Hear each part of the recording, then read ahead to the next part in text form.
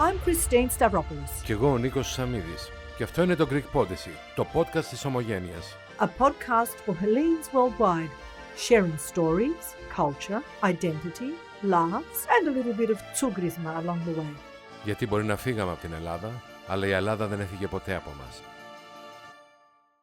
This podcast brought to you by Roasting Warehouse. From Melbourne to Brisbane, and now in Athens. Roasting Warehouse, shaping the global coffee culture. Dream big. And life is better with great coffee. Roasting Warehouse. Hi everyone, welcome to another episode of the Greek Podyssey. You're with Christine Stavropoulos. And Nikos Samidis, welcome to another episode. Thank you very much for watching us, following us, listen to our podcast, contribute with your questions and your suggestions. And your comments. So what's this episode about, Christine? Well, I think we've got a very interesting topic. Greek guilt versus Greek pride. Can you explain what's the Greek guilt and the Greek pride?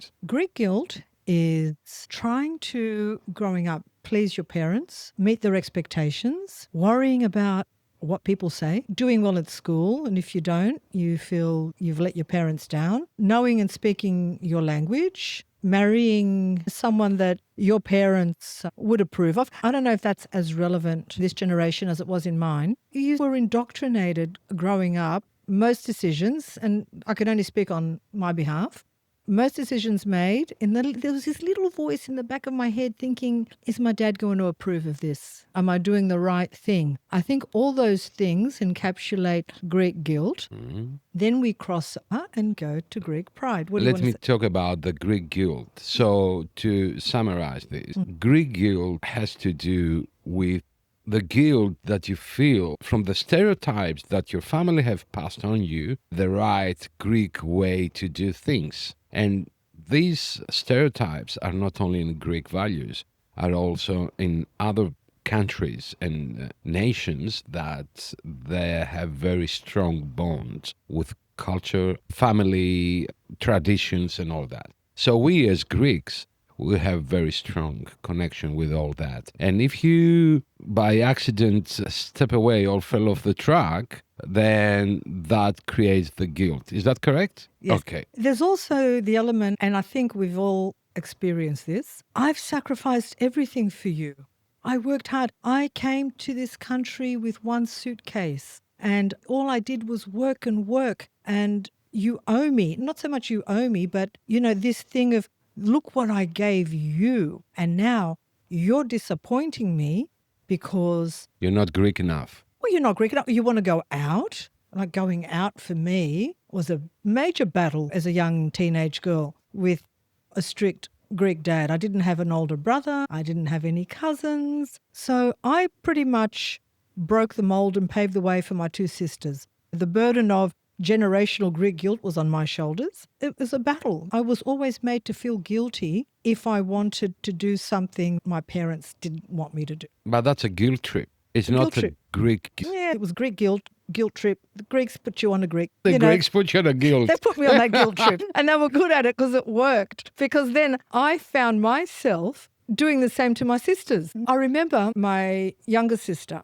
because there's a bit of a age difference between us. And when she was younger, she saw me as her older, sterner sister and made sure I never found out about it. I was like the mother and I passed on that guilt to her. I was very conscious to make sure I didn't do that with my own kids. But I've slipped up a few times. I think it's generational. It becomes part of your DNA. Everyone has a bit of that inside him. When you growing up with a family that passed that on to you, it's almost impossible not to apply it in others. Sometimes even that much, like just a bit, I'm sure everyone has done it. Yeah, I think even my mum was, I had you like princesses when you were growing up. I used to sew your dresses. I used to cook different meals all day. You had beautiful, tidy bedrooms. And that was the focus and the guilt about, look what I've done for you. But that's not what I wanted as a young child. Our parents do what they think is best. Let's put that on the table now. They've come out of a different world. They've come out of a war where they experienced hardship. death, famine. So moving into the next generation, and they've migrated to Australia, their priority was to have a nice house, have food on the table, educate your children, and that was the objective. Emotional issues were just not on. You never spoke about how you felt because it's like, oh, you're being Yeah. silly, get over it. Come on, that's nothing. It's nothing. You know, oh, I lived through a war. I do, you know, you've got nothing to feel bad about. So diminishing our emotions through their experiences where they considered them frivolous, I found that I needed more growing up. You want to know who my role model was when I was growing up? You're going to laugh. I used to watch the Brady Bunch. What? The Brady Bunch. I don't know if you saw it in Greece. No. It's an iconic show where there's a mother and a father. She had 3 daughters. He had 3 sons.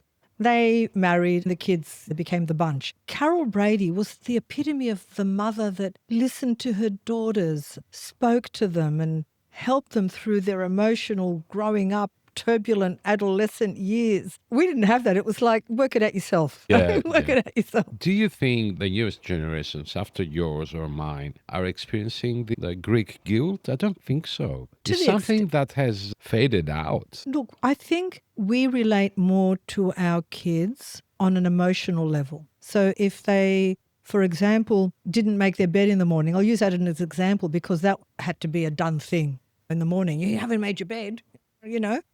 That takes a back seat to how are you feeling? I'm seeing that you're a little bit down today or a little bit anxious, and trying to delve into how my kids were feeling emotionally. I don't think I had those traits that I grew up with because they were lacking with me growing up. Again, because of circumstances with how our parents grew up, I didn't want to be that mum to my kids. I don't think that emotional evaluation was a thing back then. It wasn't a thing back then. No. There wasn't aware. The other things happen. There wasn't aware people of emotions and how they're affecting you. And that, of course, and I was saying you the story, like when I had a chat with my mom last year, expressed some of my childhood traumas to her. She said, Nick, that's what we learned from our family. So that's how we learn to copy with all the struggle that we lived. And that's how we managed to escape from these issues, because we couldn't face straight forward the issues because we couldn't identify them. But now, these days, the young generation and science has proved a lot on that, more able to identify and to heal. But back then, that wasn't a thing. Mental health now is very paramount. It's openly discussed, as it should be. In our parents' years, there were no resources for mental health.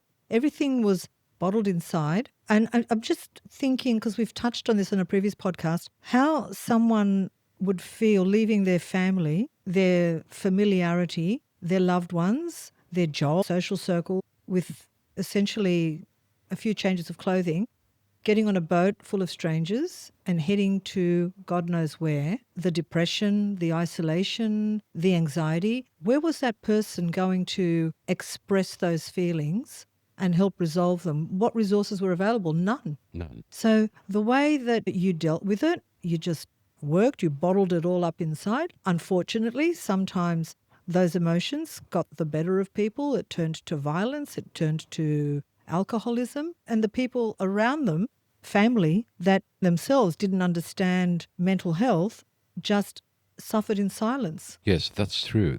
That's very true. Let's go to the other Greek pride. part. That's your part now. Okay, you can shine. Just another topic on Greek guilt. You haven't called your mother today. Call your mother. Or your mother rings and says, you know, you haven't called, you haven't visited, you have this guilt put on you. I don't know if you experienced that. The expectation to, there was a lot of expectations put on us. Call your mother, visit your mother. I left home when I was 17. So I was the second child of the family. My sister has coped all that. I was a bit more free, if I can say so, because I was touring. I was a musician all around Greece, and I was a nomad, to be more precise. So my connection with the family wasn't that constant. As I'm growing older, I had this need to communicate with my mother every day. She called me and said, "Me ξέχασες." It's 2 days. But because I didn't call you yesterday, doesn't mean that I forgot about you. I'm really looking to communicate with my mother. It's a need. It's not a guilt and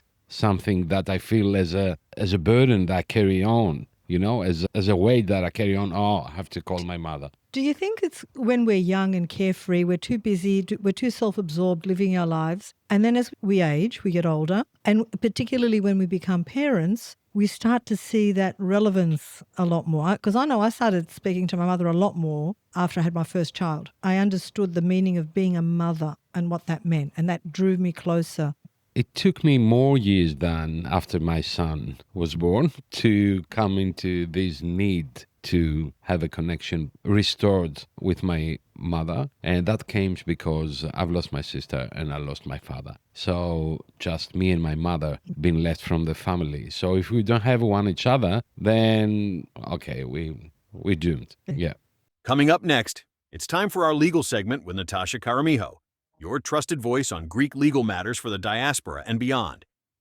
Before we begin, please note, the following segment is for informational purposes only and does not constitute legal advice. Always consult a qualified legal professional for advice specific to your situation. The views expressed are those of the speaker and do not represent formal legal counsel. Good evening. I'm Natasha Karamijo, and as promised, in this podcast, we will dive into naturalization process and its requirements. The scope of Article 10 of the 2020 law and its amendments includes Greeks who reside abroad and wish to acquire Greek nationality through naturalization. Consequently, the fundamental attribute of the naturalization process is their indisputable national origin as a formal condition, together with the establishment of their national consciousness as an essential condition, attributes which are simultaneously verified by the competent consular authorities during two separate stages. The application for naturalization of Greeks living abroad is submitted to the Greek consul of their place of residence, who forwards it to the Ministry of Interior with a report, which necessarily includes information documenting the applicant's status. The competent department, after examining all information included in the applicant's file, suggests to the Minister of the Interior whether or not to accept the request for naturalization. What are the prerequisites for the naturalization process? The applicant must be an adult. The applicant must also be a foreign national of proven Greek origin. He or she must reside within the territorial jurisdiction of the consular authority in which the application is filed. The applicant must not have been irrevocably convicted of an offense committed with malice during the last 10 years prior to the date of the naturalization application, must not have served a custodial sentence of at least 6 months or 1 year in some cases, and irrespective of the date of conviction for a number of crimes and offenses. What documents do we need for the naturalization process? The naturalization declaration. It will be drawn up by an employee of the competent consular authority authorized by the consul, in the presence of the applicant and 2 Greek citizens as witnesses, whose full names and identity card or Greek passport numbers must be stated in the naturalization declaration. The officials of the consular authority may also serve as witnesses for the purposes of the declaration. The naturalization declaration bears the round seal of the consulate with the date of issuance. Exact copy of the applicant's passport. The applicant's details of the passport must match with their birth certificate details. The applicant's birth certificate. If the birth certificate is issued by a foreign registrar and it is in English, it must bear legal certification, an apostille, the Hague seal, and be accompanied by an official translation. Most of the times, documents issued by foreign authorities that bear apostille are sufficient for the consulate to proceed. A recent criminal record certificate of the applicant must be issued by the competent authority, duly certified and officially translated. Supporting documents proving Greek origin.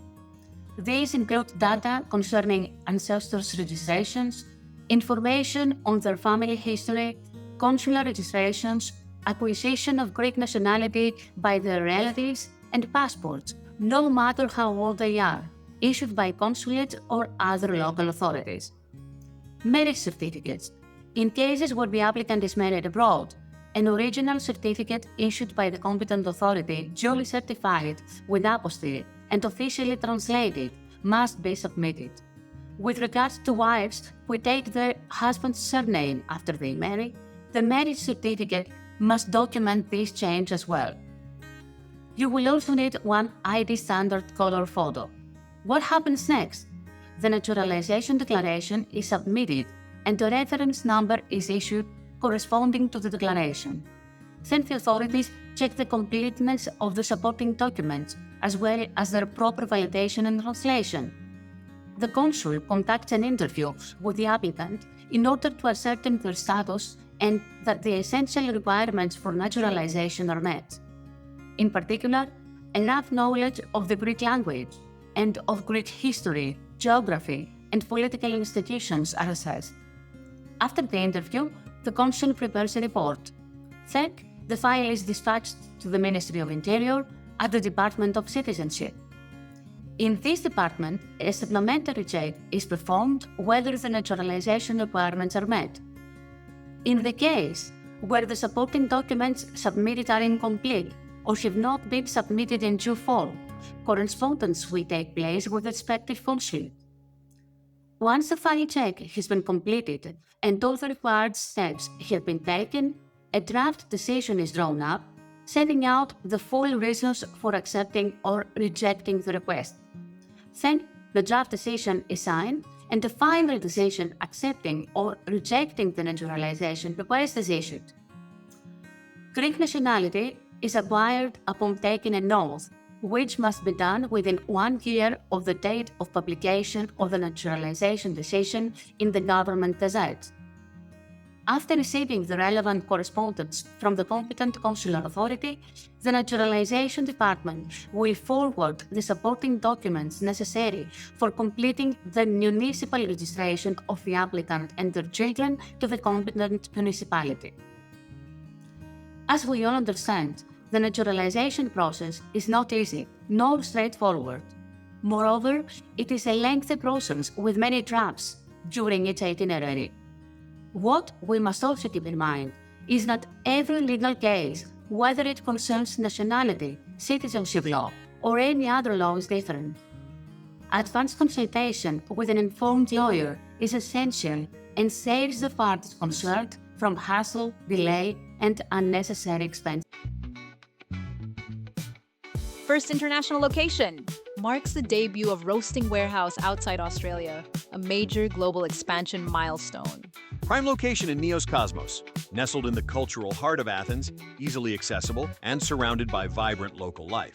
A fusion of Roasting Warehouse's signature Melbourne-style cafe experience with the local Athenian vibe. Partnered with Nikos Antsaras, two-time Hellenic barista champion, bringing world-class expertise and credibility. Specialty coffee, locally roasted.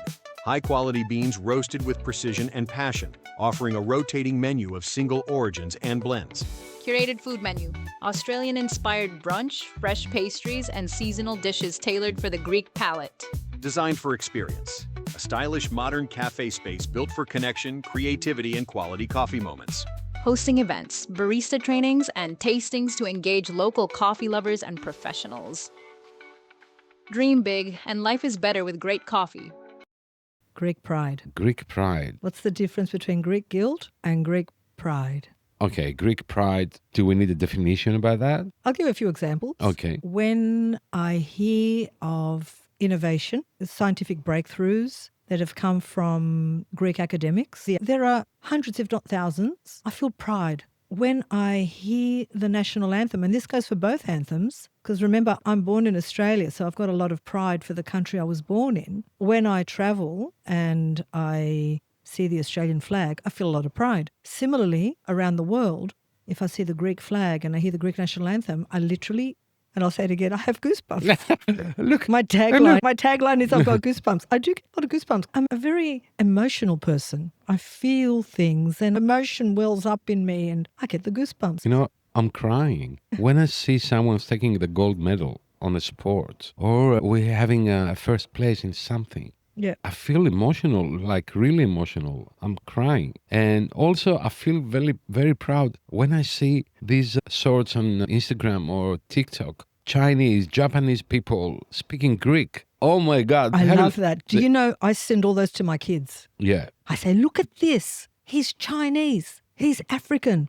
He's speaking perfect Greek. What about you? And that's when I lay the Greek guilt on them. You know what they're doing, Christine? They're studying classical history. They love ancient history. That's why they're coming from China, from Japan, from all over the place to study this subject. And that's important, Nico. We've touched on this before. That is how you maintain Hellenism. It doesn't necessarily mean being of Greek heritage and speaking Greek. When you have these other ethnicities that show an interest in the classics, in Greek architecture, language, history. Whenever we talk about Greek history, that's when we get slammed by everyone. Oh, you've got no history, you've got this. But we do. We've got Greek history and it is studied and it does exist. You mightn't like it, but it does exist. It's hard for people to connect Hellenism and Greek.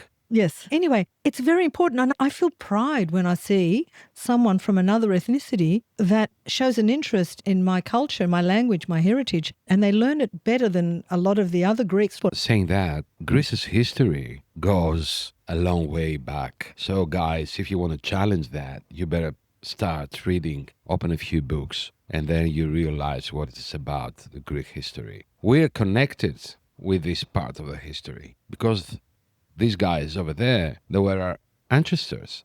So how we cannot be connected with them? How we cannot be connected with their history? So don't get us wrong if we get a bit more pride by having this history behind us. There is a very good reason for that. And Nico, if there was no history, these people wouldn't be studying it. You know, when we just said Chinese, African, Americans, if we had no history, what is it that they're studying? So correct. That's my Greek pride. When we have our celebrations, when I have my family around me and I'm making my and it's celebrating a tradition that is very much connected to our Greek culture, I feel a lot of pride. And seeing my kids enjoy that and wanting to teach it to their kids, that's what inspires my Greek pride. Traditions. That's part of our culture, the traditions. It's very normal for you to feel. You know what like else that. gives me goosebumps? The opening of the Olympic Games when Greece is the first country to walk out with the flag. Tell me that you don't have a momentous moment of Greek pride when you see that at every Olympic Games. And for some people there, you know that Olympic Games first started in Greece. Ancient history. You know what I'm excited about, Nico? How slammed you're going to get when this episode. Really looking forward to that. Bring it on. We're up for it. Achievements of Greeks in so many fields, in medicine, in architecture, in philosophy, and it doesn't stop from ancient history. We've got Professor Yorgos Paxinos. Here in Sydney. He is probably one of the most, he's got the most citations, one of the most around the world on the mapping of the brain. Every time a brain surgeon is operating, he will look at a citation from George Paxinos. You know what gives me a Greek pride to the max? What's that? Are people's resilience. Yeah. The Greeks are amazing race. They went through all these things from, I don't know when, from ever. Yes. As far as I can remember the history, the Greeks went through tremendous adversity. And I'm very proud of our people because our people have been stand up in every occasion and have rise like a phoenix, and we're still there. And not we're only still there, but we have started the comeback, and that's a great thing. Hopefully, politicians can support this greatness. That's always the challenge, isn't it? It's always politicians that let the people down. The people have the spirit. The people always manage to, they're resilient. I'm proud of the resilience of the Greek people. That was a monumental moment during the war when Metaxas said "Ohi" to Mussolini, and it literally changed the course of the war. Do you know how proud I feel on the 20th of October each year on Ohi Day? Do you know what that did? That 3-letter word, when Metaxas said changed the course of the war. And Greece is pretty much credited for Hitler losing the war. A lot of people will disagree, but the think tank is that with these troops stuck in Russia in the snow, it changed the course of history because of the delay. Exactly. And then the Germans had to come to support the Italians. The other thing that makes me feel great pride, the embracing philotimo. We have a word that cannot be explained anywhere. The other thing that makes me feel really proud is the way we overfeed our guests. Like, what's going on? There's so much food on the table. To be on guilt, not on pride. No, I'm proud of that because I love to cook. Okay. So I love to feed people. Let's just say that these things are not specific to just Greek cultures. You know, you go to any ethnic culture, be it Italian or Spanish, they like to have the big gatherings and the big feasts. But we're talking about our own culture now and the things that make me feel proud. The helpfulness, the kindness. People smile at you when you walk down the street. I go to Greece and people will smile. You don't get that in a lot of places. People put their head down, they keep walking, and you're very much alone. I just don't feel that in Greece. And that's the feedback that I get from a lot of people and what keeps them coming. You see, we had Cara West in one of our episodes, and she mentioned that the Greek attitude makes her feel more kind as a person, and she carries this with her even when she goes back to USA. So that's part of Greekness. It's part of Greekness that you, unless you've gone to Greece or unless you are Greek, you don't really connect with it. What other things makes you feel proud? You know what I feel when I feel really proud? When my plane touches down Athens airport and I walk into the airport and I hear that first Kalimera σας. Is it I feel proud. Yeah, I do. Or emotional? Emotional pride. Okay, I'll take that. You'll tap that one. Yes, it's a beautiful feeling when you at the airport and the doors opens. The hostess is there and she says, "Welcome to Athens." It is. I get goosebumps. Yeah. If you've got anything else you'd like to add, I think. No, we would love to have your contribution into this matter. What makes you feel Greek guilt and what makes you feel Greek pride? Please. I do want to finish on a serious note because we did talk about mental health earlier in the piece. Please never feel alone when you're dealing with these emotions of anxiety, depression, if you're experiencing abuse, physical, emotional, verbal. We are lucky to be living in an era where we have resources. Please reach out. There's no stigma attached. That's what these services are for. And it's for the betterment not only of yourself, but for your family, your loved ones, your friends, and more importantly for you. So you can feel free. You can feel peace inside. Reach out. In Australia, we have Beyond Blue, we have Lifeline, and I'm sure in every country that listens to us, you've got the relevant resource. Please never feel alone. Always reach out when you're feeling these feelings. And I think we should have finished. That's great, Christine. Thanks for that. Thanks for being with us in another episode. So please follow us and subscribe on our YouTube channel. You can see us in person. And you can see Christine wearing this beautiful dress. How you call that? It's a jumpsuit. It's red. It's a jumpsuit. If you listen, you just listen. If you watch, you watch get to things. See. Some people like to watch. Follow us on Instagram, Facebook, TikTok, and of course all streaming channels. Spotify, Apple Podcasts. You can find us everywhere. Please like and subscribe. And thank you very much one more time. Yep, thank you. This podcast brought to you by Roasting Warehouse. From Melbourne To Brisbane, and now in Athens, Roasting Warehouse, shaping the global coffee culture. dream big. And life is better with great coffee. Roasting Warehouse.